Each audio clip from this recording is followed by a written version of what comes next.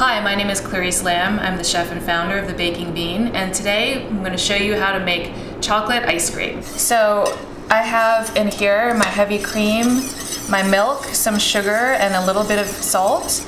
I always like to add a pinch of salt into my sweets because it helps to bring out the flavor of what you're producing. Just going to whisk this so that the sugar doesn't get all stuck to the bottom and caramelize. I'm going to bring this to a scalding, which is going to be right before it boils, when you see some steam coming up from this from the pot, and then when you see little bubbles form on the side. And once it gets to that temperature, which I believe is right now, you can see some steam coming up. I'm going to temper this into what I have here are just some egg yolks. First I'm going to whisk these yolks up. I've got my egg yolks whisked up, and I'm going to temper the hot cream and milk mixture into my yolks, which just helps it to be smooth and not like you don't want some scrambled eggs, you know. So what I'm going to do now is this is when you being ambidextrous becomes a good thing. So I'm going to pour the scalded cream and milk into my yolks while I'm whisking.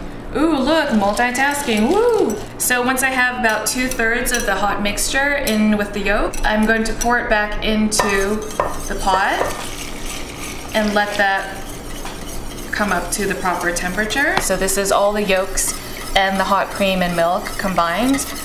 Right now, I'm going to switch my whisk to a wooden spoon. The reason I'm switching to a wooden spoon is because this is going to be an indicator of when your custard here is going to be done.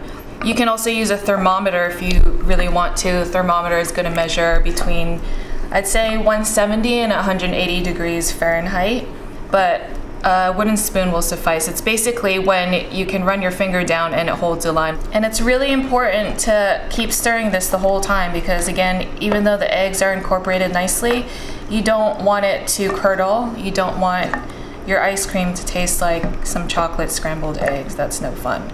Your custard's going to be ready when you can draw a line through your wooden spoon just like that. So to me that shows that the custard is thick enough. What I'm going to do now is add the chocolate in there. So I've got some milk chocolate. You can definitely use semi-sweet, bittersweet, whatever you like. And I'm just going to keep stirring this until the whole thing's melted. You want it to be lump-free, smooth, satiny, chocolatey, yummy, yum, yum. I'm going to switch back to my whisk now just to help incorporate this a little bit easier. So we're just helping to break up the lumps of the chocolate. And it's easier if you cut your chocolate into smaller pieces when you're doing this. It'll help it melt faster. So I think this base is now ready.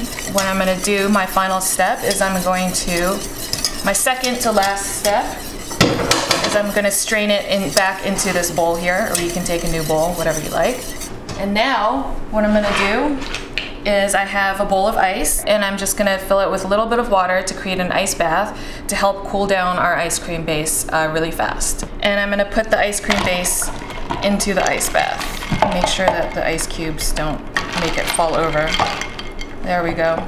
That's sitting nice and pretty.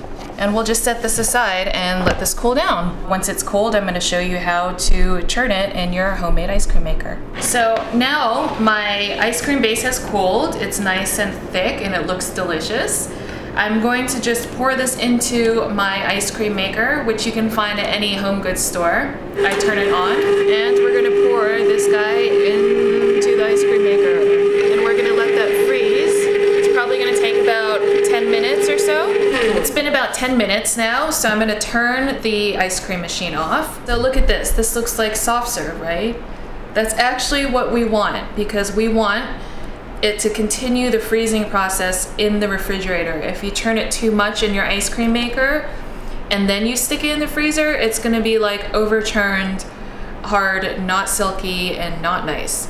We want it to be silky, smooth, and delicious. So look at this. This looks like soft serve, right? That's actually what we want, because we want it to continue the freezing process in the refrigerator. If you turn it too much in your ice cream maker and then you stick it in the freezer, it's going to be like overchurned, hard, not silky, and not nice. We want it to be silky, smooth, and delicious. And this is how you make chocolate ice cream. I'm Clarice Lam, the founder and chef of The Baking Bean in New York City. And happy munching to you and actually me this time because, oh man, I am ready for this. Nom nom nom nom nom nom.